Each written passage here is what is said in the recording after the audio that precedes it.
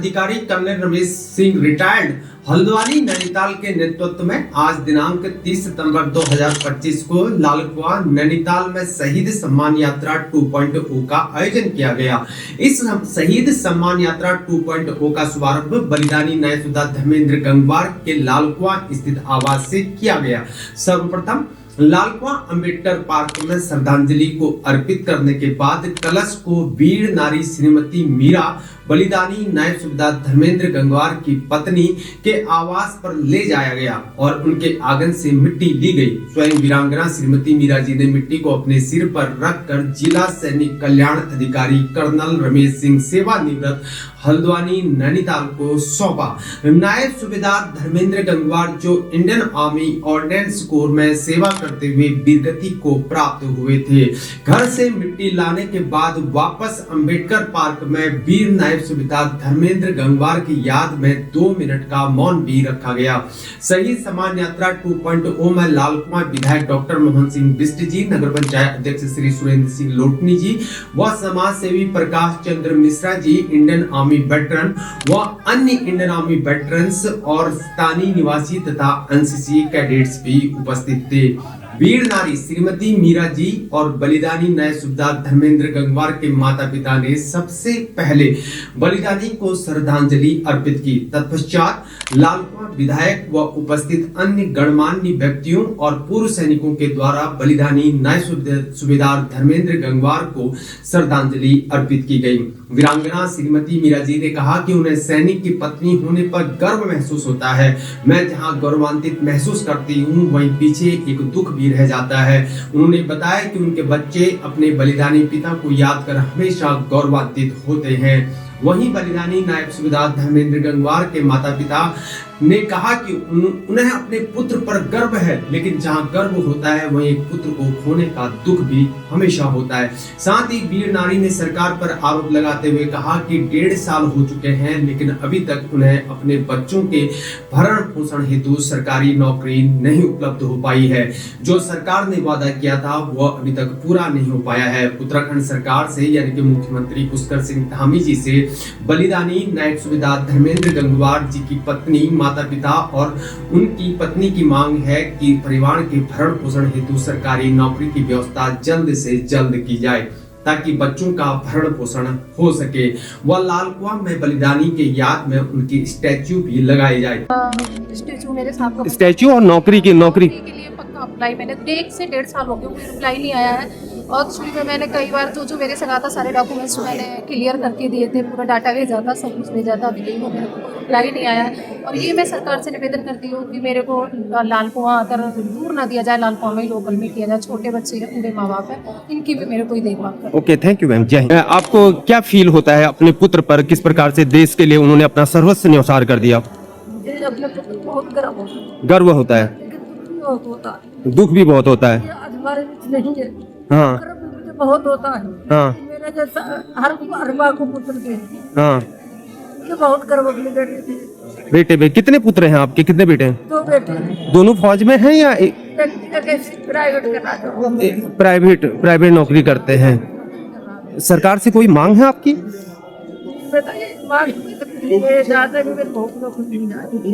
Okay, मेरा पालन पोषण हो जाए, मेरे नाती जो है उनका भी हो जाए। ओके, और सरकार कर रही है, ऐसे ही सम्मानित करके थोड़ा अच्छा लगता है, मुझे गर्व भी बहुत होता है, अच्छा लगता है। अच्छा, ठीक है, थैंक यू। सबसे पहले जय हिंद, आपको नमस्कार। आप उनके पिता हैं, आपका शुभ नाम जान सकता हूँ? अच्छा, आपको गर्व महसूस होता है अपने पुत्र पर जिन्होंने अपने देश के लिए अपना सर्वस्व बलिदान दे दिया? मैं भी एक इंडियन आर्मी वेटरन हूँ और सैनिक का दर्द जो है एक सैनिक जान सकता है और सैनिक के परिवार की दर्द जान सकता है। कुछ कहना कोई मांग है आपकी सरकार से?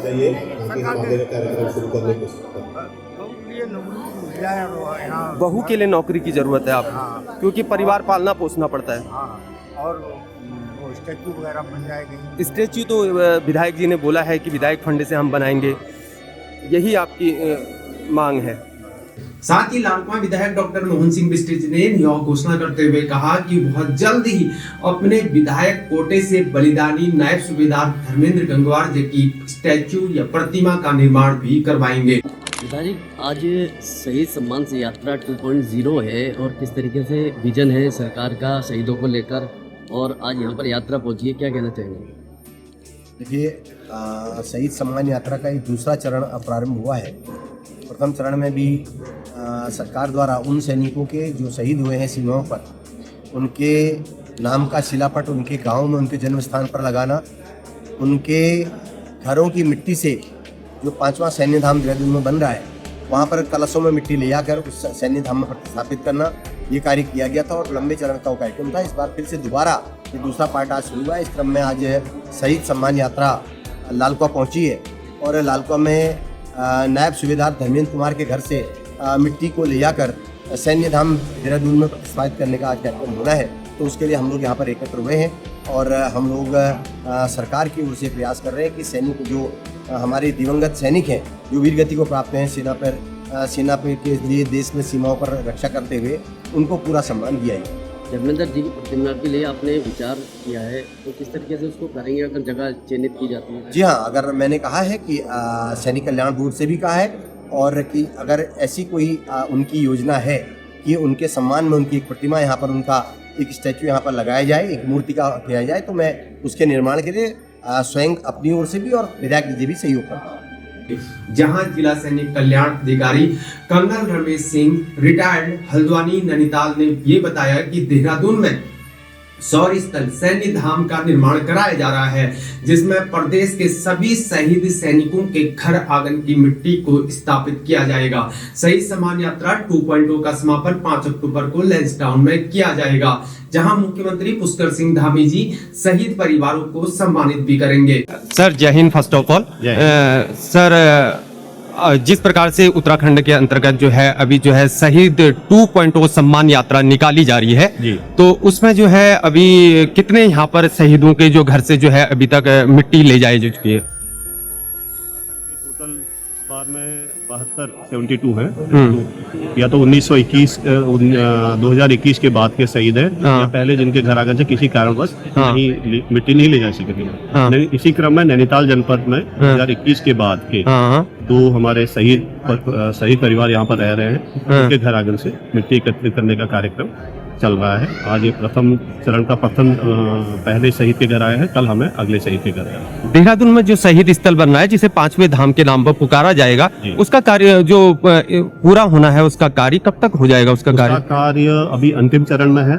उसी क्रम में उसका शीघ्र ही ऑलरेडी वो काम लगभग पूरा हो चुका है, फिनिशिंग का काम चल रहा है और उम्मीद है कि जल्दी से जल्दी सरकार अब जब घोषित करेगी हो जाएगा। उसी क्रम में इसको अभी इसका हमारा जो कार्यक्रम चल रहा है ये इकट्ठा होकर 5 तारीख को ये इसका जो राज्य स्तरीय कार्यक्रम है ये वेस्ट डाउन में होना है और तो उम्मीद कर रहे हैं कि जल्दी से शायद अगले 2 या 3 महीने के अंदर सैन्य धाम पूरी तरह तैयार हो जाएगा और सबके लिए खुल जाएगा। Thank you sir, once again जय हिंद। बहुत बहुत धन्यवाद। जय हिंद। यह शहीद सम्मान यात्रा उन अमर बलिदानियों को समर्पित है जिनकी शौर्य गाथा सदैव प्रेरणा देती रहेगी। ज्ञात हो कि सैन्य धाम निर्माण से पूर्व प्रदेश के 1734 अमर बलिदानियों के आंगन की पवित्र मिट्टी सैन्य धाम लाई जा चुकी है, लेकिन इस प्रक्रिया में लगभग 71 बलिदानियों के घर छूट चुके थे। उनके आंगन की मिट्टी लाने के लिए अब इस दूसरे चरण की शहीद सम्मान यात्रा आयोजित की जा रही है, जिसका आयोजन उत्तराखंड में 25 सितंबर से 4 अक्टूबर तक मुख्यमंत्री पुष्कर सिंह धामी जी के द्वारा हुआ है। इसमें उत्तराखंड के उन बलिदानियों के आंगन की मिट्टी एकत्रित की जा रही है जिन्होंने अपने देश के लिए अपना सर्वस्व न्यौछावर कर दिया है। 4 अक्टूबर को शौर्य स्थल चीड़बाग से शहीद यात्रा रथ लैंसडाउन के लिए रवाना होगा। इस यात्रा का पावन उद्देश्य उत्तराखंड में निर्माणाधीन सैन्य धाम के लिए एक प्रत्येक शहीद के घर से मिट्टी एकत्रित करना है, ताकि यह धाम हमारे अमर वीर सपूतों के शौर्य, पराक्रम और बलिदान का जीवंत प्रतीक बन सके।